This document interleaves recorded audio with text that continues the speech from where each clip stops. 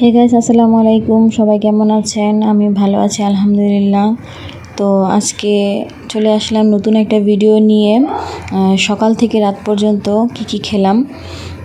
তো সেদিন সকালে আমি পরোটা বানিয়েছি, পরোটার সাথে ঝাল ঝাল আলু ভাজি।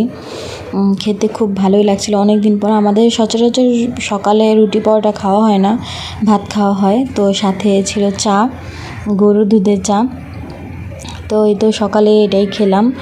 তারপরে হচ্ছে দুপুরের খাবার, দুপুরে তেমন কিছু করিনি। দুপুরে হচ্ছে আলুর ভর্তা করেছিলাম, সেটাও খুব ঝাল ঝাল, আমরা একটু ঝাল বেশি খাই।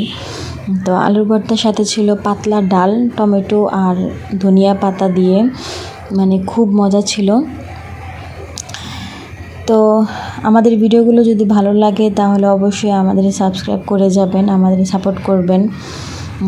আর বেল আইকনে চাপ দিয়ে রাখবেন যেন পরবর্তী ভিডিওগুলো পেতে সুবিধা হয়।